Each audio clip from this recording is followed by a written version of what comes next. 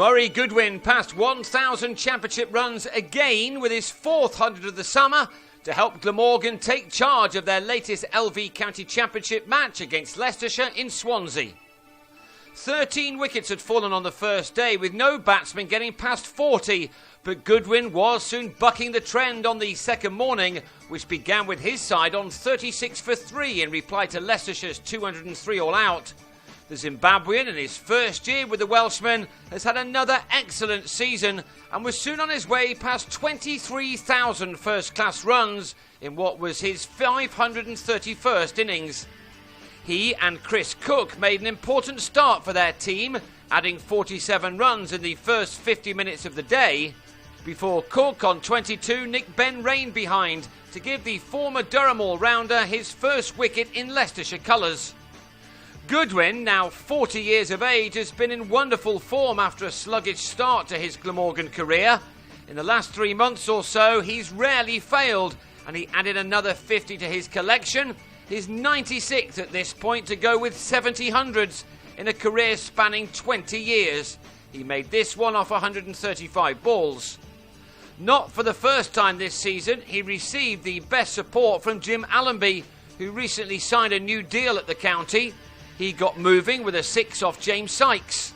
The former Leicestershire player has already enjoyed himself against his ex-county this season, scoring 100 in the corresponding fixture at Grace Road, and he was soon putting his foot to the floor as his side began to close in on their opponent's first innings total. Allenby too is approaching 1,000 runs in the Championship this summer. Not bad for a man who's also a very handy bowler. He too got to 50, one which occupied 77 balls. These are a collection of his boundaries in that. He then advanced onwards to put his side in control against a team which has had its moments this summer, but too many days like this one when they lose their way completely.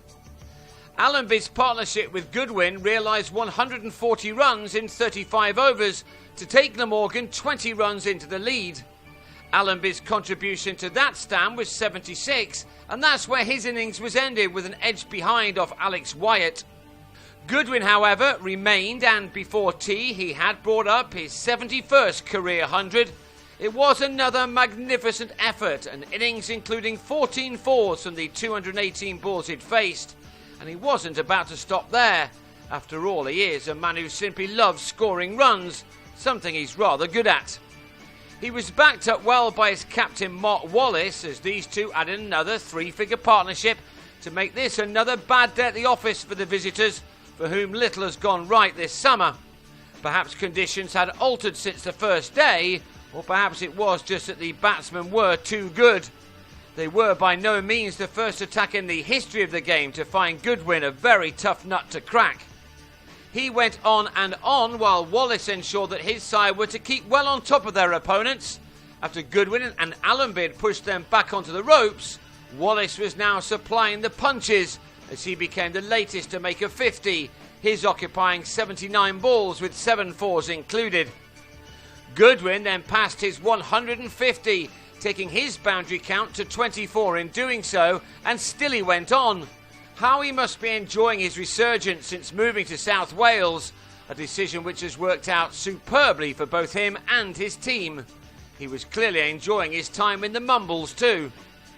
His partnership with Wallace added 189 runs for the 6th wicket, and it came in good time too, using up only 39 overs, Wallace taking himself to 86.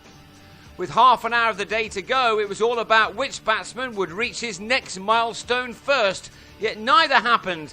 Wallace nicked Rain behind, and 4 balls later, Goodwin, after more than 6.5 hours of batting, missed a sweep off Sykes and was bowled for a brilliant 178.